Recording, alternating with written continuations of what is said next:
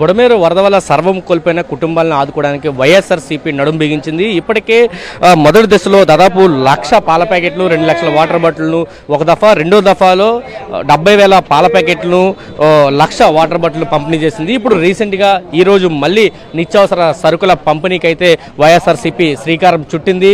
పూర్తిగా ఆ పార్టీకి సంబంధించి ప్రజలు ఎవరైతే ఉన్నారో ఆ ప్రజలందరికీ కూడా నిత్యావసర సరుకులకు సంబంధించి ఒక కిట్ని అందించున్నారు. కిట్లో మనం చూస్తే బెల్లము, అదేవిధంగా ఒక బిస్కెట్ ప్యాకెట్, ఒక పామాయిల్ ప్యాకెట్, దాంతోపాటు ఇతర నిత్యావసర సరుకులు మనం చూస్తే ఇలా ఏవైతే ఉన్నాయో ఇలా గోధుమ రవ్వ ఒకటి, తర్వాత కందిపప్పు, ఇలా కొన్ని పాలు, ఇలా నిత్యావసర సరుకులు దాదాపు 8 రకాల నిత్యావసర సరుకుల్ని అయితే పంపిణీ చేస్తున్నారు. దాదాపు 50,000 కుటుంబాలకి ఈరోజు నిత్యావసర సరుకుల పంపిణీకి శ్రీకారం చుట్టింది వైఎస్ఆర్సీపీ అని చెప్పాలి. దాదాపు మనం చూస్తే ఇటువంటి వెహికల్స్ దాదాపు 33 డివిజన్లలో ఉన్న ప్రజలందరికీ కూడా ఆయా డివిజన్ల వారీగా ఎక్కించి పంపిస్తున్నారు. కొద్దిసేపటి క్రితమే బొత్స సత్యనారాయణ ఇక్కడైతే ఈ కార్యక్రమాన్ని లాంఛనంగా ఆయన ప్రారంభించిన పరిస్థితి. మనతో పాటు మాజీ ఎమ్మెల్యే మల్లాది విష్ణు గారు ఆయనతో మాట్లాడుతున్నాం. సార్, ఎన్ని డివిజన్లో పంపిణీ చేయబోతున్నారు? ఎన్ని వేల కుటుంబాలకి ఈ సరుకులు పంపిణీ కార్యక్రమం జరగబోతుంది? జగన్మోహన్ రెడ్డి గారి యొక్క ఆలోచన మూలంగా 1 కోటి రూపాయలకు సంబంధించి వరద జరిగినటువంటి సందర్భంలో అత్యవసరమైనటువంటి తాగునీరు, అలాగే పాలు అలాంటివి ఇవ్వడం జరిగింది. కొద్ది రోజులు పోయిన తర్వాత కావాల్సినటువంటి కుటుంబాలకి దాదాపుగా అనేక వేలల్లో ఉన్నాయన్నమాట. ఆ కుటుంబాలన్నింటినీ కూడా ఈరోజు వైఎస్ఆర్ కాంగ్రెస్ పార్టీ వారికి కావాల్సినటువంటి నిత్యావసర సరుకులు అవన్నీ కూడా డివిజన్ వైజ్గా విజయవాడ సెంట్రల్ నియోజకవర్గంలో ఎఫెక్ట్ అయినటువంటి డివిజన్లు ఉన్నాయి, అలాగే ఈస్ట్లో ఉన్నాయి, వెస్ట్లో ఉన్నాయి. అన్ని చోట్ల కూడా పార్టీ యంత్రాంగం అంతా కూడా కదిలి పార్టీకి సంబంధించినటువంటి ఆ డివిజన్లో ఉన్నటువంటి నాయకులందరూ కూడా కలిసి వారందరికీ కూడా పంపిణీ చేయడం జరుగుతుంది. ఇదేంటంటే మానవతా దృక్పథంతో మేము ప్రతిపక్షంలో ఉన్న ప్రజల పక్షాన నిలబడటము, ప్రజలకి మేలు చేయటం అనేది ఒక ఎజెండాగా పనిచేస్తున్నటువంటి పార్టీ కాబట్టి ఈరోజు ఆ కార్యక్రమాన్ని తీసుకున్నాము. ప్రభుత్వము ఇంకా అనేక చోట్ల అనేక వైఫల్యాలు ఉన్నాయి. వారు తెలుసుకుంటే మంచిది. లేదంటే పదే వైఎస్ఆర్ కాంగ్రెస్ పార్టీ వరదని రాజకీయం చేస్తుందని చెప్పని మాట్లాడకూడదు అనే ఉద్దేశంతో మేము ఆలోచన చేస్తూ ఉన్నాం. వరద ఎన్యూమరేషన్లో కొన్ని లోపాలు ఉన్నాయి. ఎన్యూమరేషన్తో పాటు శానిటేషన్ ఇంకా గాడిని పడలేదు. అలాగే కొన్ని కాలనీస్ అన్నీ కూడా వాటర్తో ఉన్నాయి.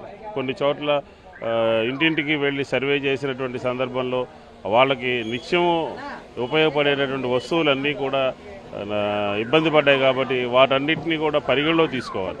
ఎన్యూమరేషన్ అనేది కేంద్ర ప్రభుత్వానికి పంపే అంచనా కాబట్టి ఆ అంచనాలో పూర్తిగా పేద ప్రజలకి ఇంటింటికి ఏ వస్తువులు, స్కూటర్ పోయిందా, మోటార్ పోయిందా, పరుపులు పోయినాయా, లేకపోతే ఇంట్లో ఉన్నటువంటి నిత్యం వాడుకునేటువంటి ఫ్రిడ్జ్ పోయిందా, కూలర్స్ పోయినాయా, లేకపోతే పరుపులు పోయినాయా, లేకపోతే సామాను కొట్టుకెళ్ళిపోయినాయా, లేకపోతే కొంత మనుషులు చనిపోయారు, ఇట్లా రకరకాలుగా ఈ బుడమేరు వరద అనేక రకాలుగా విషాదాన్ని మిగిల్చింది ప్రజలకి.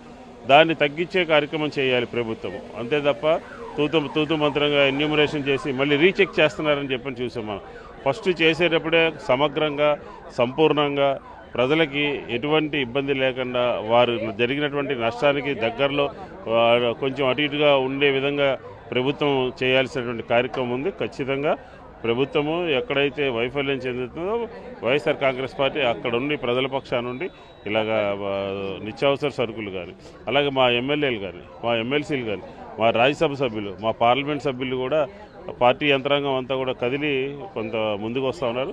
కాబట్టి ఇవన్నిటినీ బేరీజ్ వేసుకుని ఎక్కడెక్కడైతే నష్టం జరిగిందో, ఎక్కడెక్కడైతే అవసరం ఉన్నదో ఆ ప్రాంతాలన్నింటినీ గుర్తించి కార్యక్రమాన్ని మొదలుపెట్టాం. జగన్మోహన్ రెడ్డి గారి యొక్క ఒత్తిడి మూలంగా ఒక ప్రతిపక్షం సరైనటువంటి పాత్ర పోషించడం మూలంగా ప్రభుత్వం దగ్గరుండి ఒళ్ళు దగ్గర పెట్టుకుని పనిచేస్తుందని చెప్పి ఈ సందర్భంగా భావిస్తాం.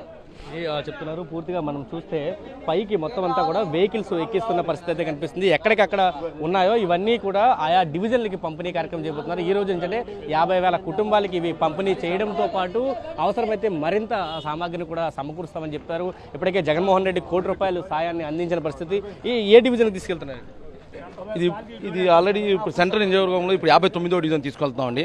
ఏంటంటే ప్రతి ఇంటింటికి అంటే మా మొత్తం మన డివిజన్లో ప్రతి అంటే మనకి నష్టపోయిన వాళ్ళు ప్రతి ఇంటికి ఇవ్వమని మన ఇప్పుడు జగన్మోహన్ రెడ్డి ఆదేశాల మీద ఇక్కడ మన స్థానికులు ఉన్న ఎమ్మెల్యేలు కానీ మన ఇప్పుడు మాజీ ఎమ్మెల్యేలు కానీ మేము కలిసి దీని ప్రయాణం చేపిస్తాం సార్. అంటే డోర్ టు డోర్ ఇస్తారా పట్టుకెళ్ళి, లేకపోతే గవర్నమెంట్ ఒక చోట వెహికల్ పెట్టి పంపిణీ కార్యక్రమం ఇస్తుంది, ఆ విధంగా చేస్తారు? అంటే ఇప్పుడు మనం ఎలా నించున్నాం డోర్ టు డోర్ వెళ్తే వాళ్ళు సరిగ్గా అందుతాయి. అదేవిధంగా ఇప్పుడు చేస్తుంది ఇప్పుడు గవర్నమెంట్ చేస్తున్న పనులు ఏంటంటే ఒకళ్ళే 10 మంది తీసుకెళ్ళిపోయి అది గందరగోళం. అలా కాకుండా మన కార్యకర్తలు మేము నాయకులు అందరూ డోర్ టు డోర్ వాళ్ళ గుమ్మాన్ని తీసుకెళ్ళి ఈ సరుకులు అందించే కార్యక్రమం చేస్తున్నాం.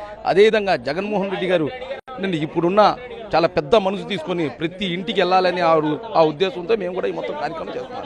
ఇది చెప్తున్నారు. మనం చూస్తే ఎక్కడికక్కడ ఇంకా ప్యాకింగ్స్ జరుగుతున్నాయి. ఎందుకంటే 50,000 సరుకుల్ని పంపించడం చిన్న విషయం అయితే కాదు. ఖచ్చితంగా అందరికీ డోర్ టు డోర్ పంపిణీ కార్యక్రమం అయితే జరుగుతుంది. ప్రతి ప్యాకెట్ ముందే కూడా అంటే వాళ్ళు చేసే సరుకుల మీద వైఎస్ఆర్ కాంగ్రెస్ పార్టీ అని పార్టీ జెండాతో సింబల్తో ఉన్న విధంగా ఒక ప్యాక్ చేశారు. ఈ ప్యాక్నే ప్రతి కుటుంబానికి కూడా అందించబోతున్నారు. డోర్ టు డోర్ వెళ్ళి అంటే ఎవరైతే కష్టాల్లో ఉన్నారో, ఎవరైతే నష్టాల్లో ఉన్నారో వాళ్ళందరినీ కూడా వైఎస్ఆర్సీపీ ఆదుకోబోతుంది. దానికోసం ఒక బృహత్కర కార్యక్రమానికి అయితే శ్రీకారం చుట్టిందని చెప్పాలి. దాదాపు 50,000 కుటుంబాలకి అంటే ప్రతిపక్ష పార్టీగా ఉండి ఇంతమందికి చేయడం అనేది సాధారణ విషయం కాదు. 50,000 కుటుంబాలకి దాదాపు 7 సరుకులతోటి పంపిణీ కార్యక్రమాన్ని చేయబోతున్నారు. అన్ని ఏరియాల్లో కూడా ఈ పంపిణీ కార్యక్రమం అయితే జరుగుతున్న పరిస్థితి అయితే కనిపిస్తుంది. మనం చూస్తే ఎక్కడికక్కడ నిత్యావసర సరుకులన్నింటినీ కూడా ప్యాకింగ్ చేస్తున్నారు. ఎందుకంటే ప్రతి చోటకి కూడా వెళ్ళాలి, ప్రతి డివిజన్కి వెళ్ళాలి. 33 డివిజన్లు దాదాపు ఈ పంపిణీ కార్యక్రమం జరగబోతుంది. ప్రతి చోట కూడా కార్యకర్తలంతా కూడా శ్రమించి ప్రతి ఒక్కరు దీనిలో భాగస్వాములు అయ్యారు. నిన్న నుంచి కూడా ఈ ప్యాకింగ్ ప్రక్రియ అయితే కొనసాగుతున్న పరిస్థితి అయితే కనిపిస్తుంది. ఎవరికి వాళ్ళు ఇక్కడికి వచ్చి ప్యాకింగ్ చేస్తున్నారు. దాన్ని కార్యకర్తలు కింది స్థాయికి తీసుకెళ్తున్న పరిస్థితి